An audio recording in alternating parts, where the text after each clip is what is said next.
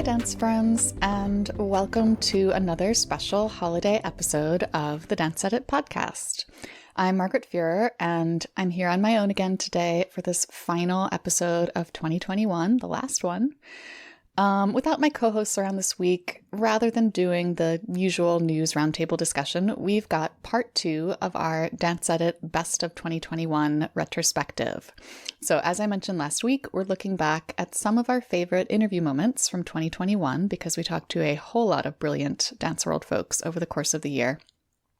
Some of these clips are from interviews that aired during regular podcast episodes, but some of them are from our new premium interview series, the Dance Edit Extra, which launched this fall on Apple Podcasts.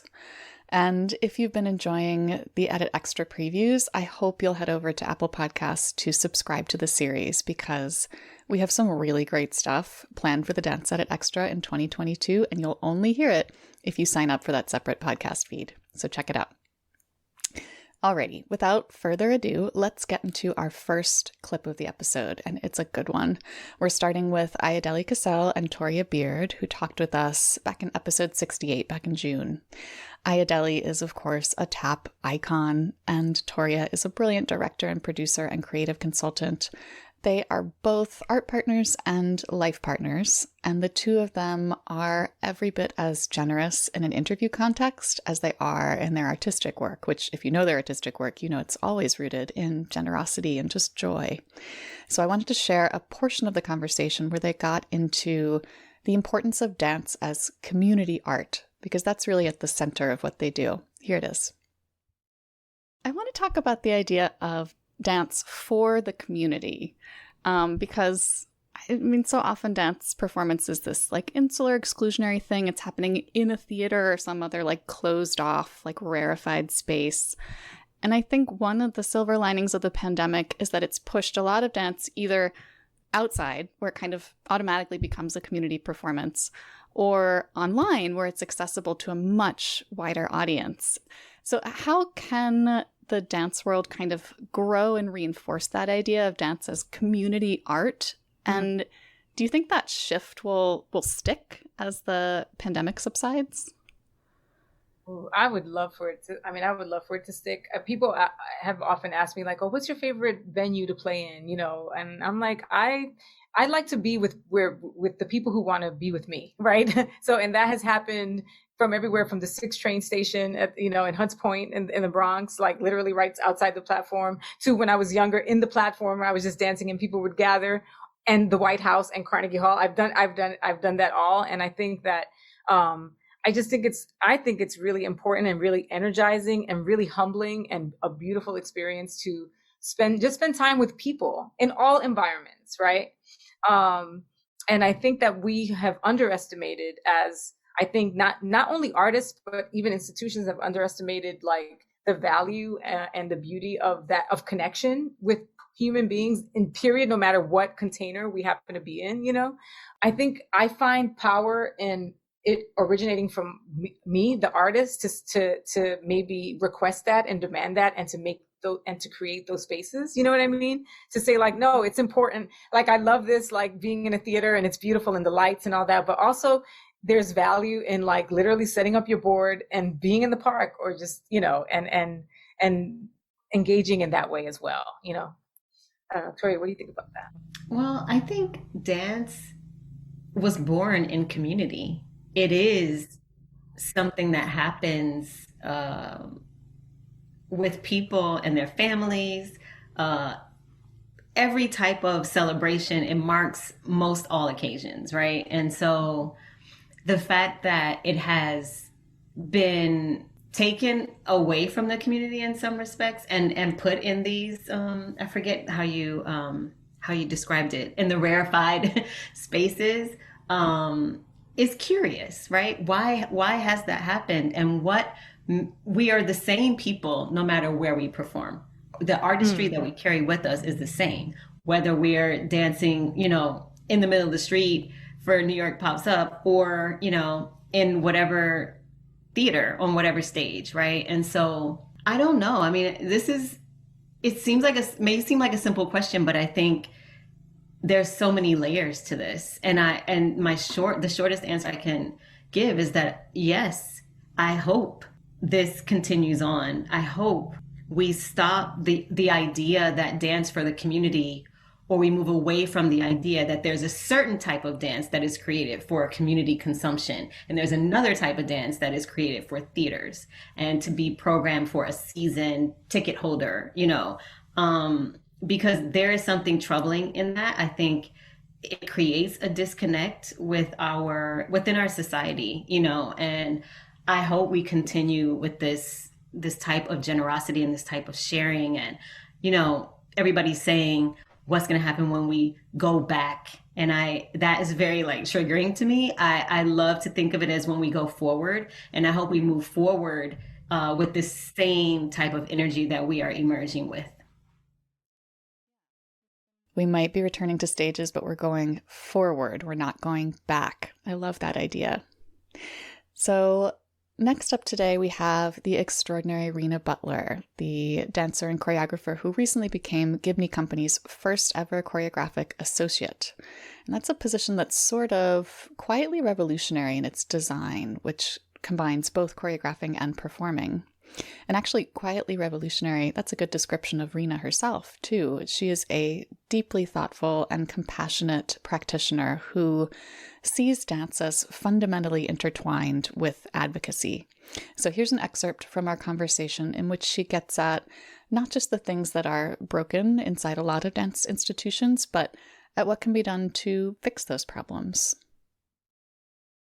I mean, there's been a lot of conversation, especially during the pandemic, about how traditional dance institutions are kind of broken and that they don't support dance makers in the ways that they need to be supported. And especially people who, like you, are looking to be, agents of change, who have other interests.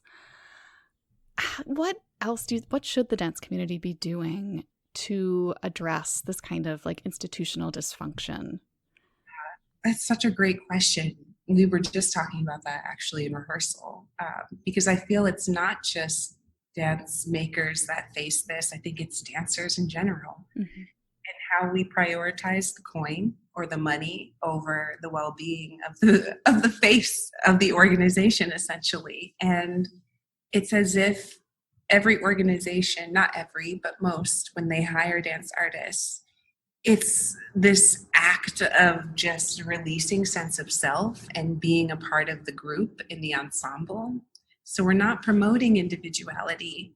We decenter ourselves to make art happen, but not in such a healthy way at all. And then, what also, just whatever energy is at the front of the room is so important. And I think in spaces, organizations, because of the clout around a creator or choreographer, kind of yield to whatever energy the choreographer is putting at the front of the room. And I've been in situations where I've had terrible experiences with a choreographer being at the front of the room and not necessarily knowing how to manage maybe their feelings or insecurities, which are then projected onto the dancers, and we're expected to take them. So I think it's also, it's like a prism. I think it all folds into each other. And I feel what sticks out to me most in what you're asking me is, how do we prioritize mental health? Yeah. And I just think that it really folds into each other. It's like, how are we supporting the dancers that maintain the work? Humanizing them. If you're not feeling emotionally ready today, okay, how do we navigate that? What are some creative solutions other than like suck it up and just put your tights on and go, which is the culture. And I'm starting to understand what my boundaries are too as a dance artist. I think being older now, being in my 30s, well, I told you, I'm like, them knees ain't bending like they used to, and the back is not arching like it used to either. So I'm really needing to go, I understand where you're going. This is great. But today, the conversation with my body is telling me no. So, and then also as a choreographer being on the other side of the room, am I really aware enough? Am I really present where I am giving the dancers that I'm asking so much from them space to be themselves. I think it's really a question of how are we holding and sharing space? And this is a phrase we hear a lot of, and I think it really rings true. There's so much richness, even just in that short excerpt. I really hope you have a moment to go back and listen to the whole interview, which aired in episode 58 from this April. Our third clip today comes from Efrat Asheri, who is actually a Dance Edit podcast veteran. Efrat, who's a club dancer, a B-girl, a concert dance performer, a choreographer, a scholar, just a fantastically smart and versatile artist. You actually first heard her voice on the podcast in 2020. I think she actually made our best of roundup for 2020, in fact. So this year, she returned for a more in-depth interview for the Dance Edit Extra. But we started the conversation where she left off, essentially, in her 2020 appearance on the pod. So here's the clip. You left a voice memo for us last June of 2020, as part of a voice memo series that we were doing, little like messages in a bottle at the beginning of shutdowns. And your voice in the recording was actually hoarse because you had been out at Black Lives Matter protests. And you asked in the recording, what does it mean to be a white person whose work is rooted in Black vernacular dance? And I'm wondering if you can talk about how you've continued to consider that question and potential answers to it in the ensuing months. Yeah, I mean, it's always in the work, you know, like even before, like last year and sort of this global reckoning and really sort of coming together to fight for Black liberation, right, globally. I mean, which is, wow. But I think for any white artist that's in the underground scene that has been blessed with being part of a community where you really feel like that collective consciousness is celebrating each individual's voice and everyone is valued so uniquely for who they are. And that space as like the vision or the potential of a sort of utopic ideal of what it means to be really together. If you don't see that as a call to action, if you don't see that as a magnifying glass to the injustices above ground, specifically against the communities that have created this space that you are now a part of, that you are now a guest in, that you are now fortunate to be in this like really meaningful human relationship with the people, the music, the lineage, the ancestors, right? The DJs, like everything. If you don't understand that as a call to action and as a responsibility for you to keep fighting for all of those who don't have the same access to opportunity and to education and to just security, healthcare, all those things that if you're white in this country, you have more access to. Like if you're not fighting on that level, then something's wrong. Then you miss the mark, you know, like you're not really seeing what the community is.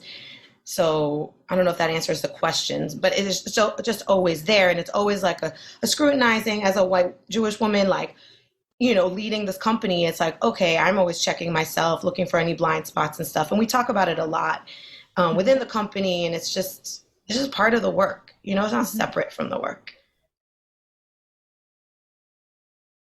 The dance floor as a call to action. I feel like I want to tattoo that somewhere on my body. It is so exactly right. So last but absolutely not least, in our Best of 2021 series, we have Jamar Roberts. And Jamar, of course, was a longtime star at Alvin Ailey beginning in 2002. He's also the company's first ever resident choreographer. And we talked just before his last performance as a dancer with the company, which happened earlier this month. Jamar has this unusually balanced perspective on performing and where it fits into his life. It's not his entire identity, and neither is choreography. He's always had myriad artistic interests beyond dance entirely, and his dance work is always informed by bigger questions he has about the world at large. It's always connected to a greater humanity. So here's an excerpt from his Dance Edit Extra interview where he talks about all of that. At this sort of like inflection point in your career, which is coinciding with this inflection point in the wider world too, I'm wondering in a bigger picture sense what ideas and questions are sort of brewing in you. What are you ruminating on right now? You know, I'm a very honest person. So to answer this question, Is this dangerous? no, it's not dangerous. It's cool. I think one of the bigger questions is I'm on such a, what feels like such a fast track right now. Everything feels a little bit speedy. And when that happens, I think for me, there's this desire to want to slow down. And so when I think of slowing down, it comes with questions like, so is this it? You're just going to make steps until you die? You're just going to be on the fast track like forever? Like where is this going to go? How is this going to move with you as you mature? Even in the past year, I feel like the amount of exhaustion or like effort that has to be put into everything, it kind of wears. It wears on you, especially energetically. So I'm thinking of like, okay, if you're still doing this 10 years down the line, how are you going to manage that? And what's that going to look like in terms of the work that you're making? I don't know. I'm kind of asking questions like that because I think it would be nice to like prepare, instead of like getting to the age of 50 and being like, I'm done with this. You know what I mean? If I can sort of like anticipate what will kind of be, the tougher points, then I can kind of start to do the work to smooth them out now. Things like that. There's another thing that I'm kind of circling around that's sort of big picture, kind of like, what are you doing? Oh, just that. Yeah, like what are you doing? Bigger picture, what are you doing and why are you doing it? Are you even making a dent? I think that largely, maybe there's an aspect of the work that I make that wants to like heal or like take care or like bring awareness to this feeling, or I'm aware of this situation, so it can then incite some type of like, taking care of whatever the situation may be. So I'm kind of thinking of what is the issue now with dance, or where do you feel like dance falls short, and how and what are you doing with your work that you think can help level things up a little bit, or help? What are you doing and why are you doing it? Those are really the most important questions to ask ourselves as dance artists or educators or administrators or enthusiasts, really just as people, period. Thank you for that, Jamar. And on that philosophical note, thanks also to all of you for tuning in for this holiday special. Next week, we'll be back in our regular format discussing the news that's been moving the dance world while we've been off. In the meantime, keep learning, keep advocating, and keep dancing. And Happy New Year, everyone.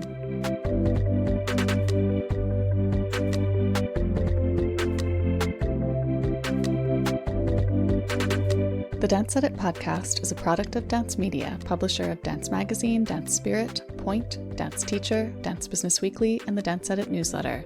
Our hosts are Amy Brandt, Courtney Escoyne, Margaret Fuhrer, and Lydia Murray. Our music is by Celestine, with special thanks to Broadway Dance Center for helping us record those footfall sounds. Find out more about the Dance Edit and subscribe to our daily newsletter at thedanceedit.com.